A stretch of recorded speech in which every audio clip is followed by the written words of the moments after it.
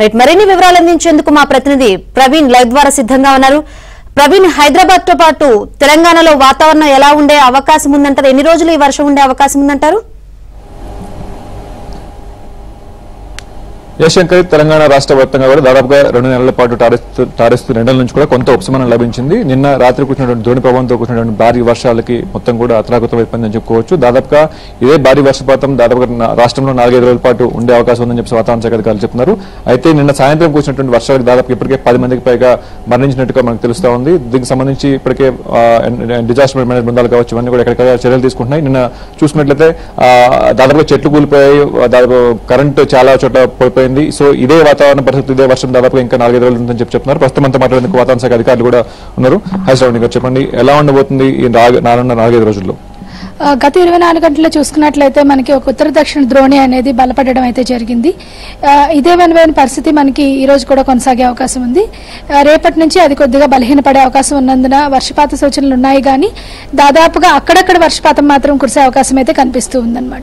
ఈ రోజు కూడా మనకి దక్షిణ ఈశాన్య తెలంగాణ జిల్లాల్లోని అక్కడక్కడ వర్షపాత సూచన అయితే ఉంది. అలాగే కొన్ని చోట్ల మనకి ఉరుములు మెరుపులతో కూడిన వర్షపాతం, గంటకి 40 ఎదురుగాలతో కూడిన వర్షపాతం కూడా నమోదే అవకాశం అయితే కనిపిస్తుంది. గ్రేటర్ హైదరాబాద్ లో కావచ్చు, తెలంగాణ రాష్ట్రంలో కావచ్చు, ఎన్ని సెంటీమీటర్ల వర్షపాతం నమోదైంది? ఎక్కడెక్కడ అత్యధికంగా సెంటీమీటర్లు?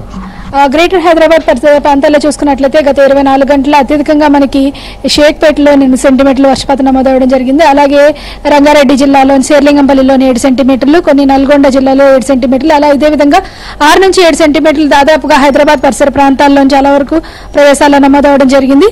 అలాగే దక్షిణ తెలంగాణ, ఈశాన్య తెలంగాణ జిల్లాల్లో 5 నుంచి 6 సెంటీమీటర్ల వర్షపాతం వరకు కూడా నమోదవడం అయితే జరిగింది.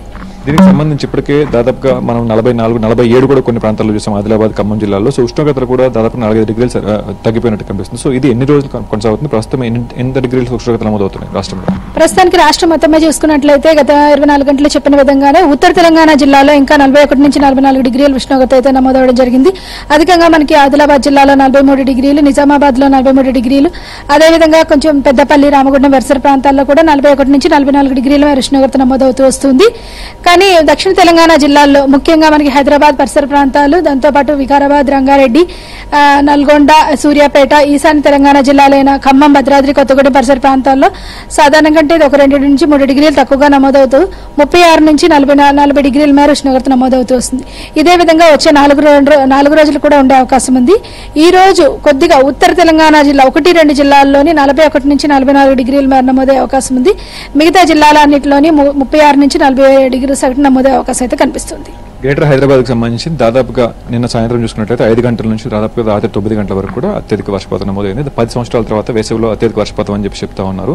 సో ఈ టైంలోనే విపరీతమైన ట్రాఫిక్, ఐటీ డిపార్ట్మెంట్ కారిడార్లు చూసుకున్నట్లయితే విపరీత అంతరాయం కనిపించింది, కరెంట్ కూడా పోయింది. సో ఈసారి కూడా అంటే ఈ రోజు కూడా సంబంధించి అదే వర్షపాతం నమోదవుతుంది, అంతే వర్షపాతం నమోదవుతుంది. ఎలా ఉండబోతుంది ఈ రోజు సాయంత్రం సంబంధించి ఈ 2-3 రోజులు? ఈ రోజు చూసుకున్నట్లయితే అంత విపరీతంగా ఉండకపోవచ్చు, అంత అత్యధికంగా కనిపించకపోవచ్చు, కానీ మనకి మేఘావృతమైన వాతావరణం ఉండి కొంచెం జల్లులు కూడా కురిసే అవకాశం అయితే ఉంది.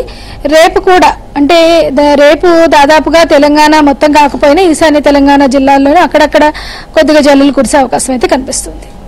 శంకరి, ఇది తెలంగాణలో రాష్ట్ర వ్యాప్తంగా చూసుకుంటే భిన్న వాతావరణం కనిపిస్తా ఉంది. ఉదయం పూట చూసుకుంటే 41-42 సెంటీగ్రేడ్ల ఉష్ణోగ్రత నమోదవుతా ఉంది. సాయంత్రం తర్వాత ఉరుములు మెరుపులతో కూడినటువంటి భారీ వర్షాలు కొన్ని చోట్ల, అతి భారీ వర్షాలు కూడా కొన్ని చోట్ల నమోదవుతున్న పరిస్థితి కనిపిస్తుంది. ముఖ్యంగా టెంపరేచర్స్ అయితే డౌన్ అయ్యాయి, కానీ ఉదయం పూట మాత్రం ఎవరు కూడా బయటకు రావడానికి కొంత ఇంకా సాహసించిన పరిస్థితి అయితే చేయట్లేదు. తెలంగాణ రాష్ట్ర వ్యాప్తంగా కూడా రానున్న 4-5 రోజుల పాటు మాత్రం ఈ భారీ వర్షాలు కొనసాగే అవకాశం ఉందని చెప్పి చెప్తున్నారు. అలాగే ముఖ్యంగా జిహెచ్ఎంసీ ఏరియాలో చూసుకున్నట్లయితే ఈ రోజు సాయంత్రం కూడా ఉరుములు మెరుపులతో దాదాపుగా 60 కిలోమీటర్ల వేగంతో గాలులు కూడా వీచే అవకాశం ఉంది. సో ప్రజలందరూ కూడా జాగ్రత్తగా ఉండాలని చెప్పేసి కూడా వాతావరణ శాఖ అధికారులు అయితే సూచిస్తున్న పరిస్థితి అయితే కనిపిస్తా ఉంది. Shankari, right, thank you Praveen.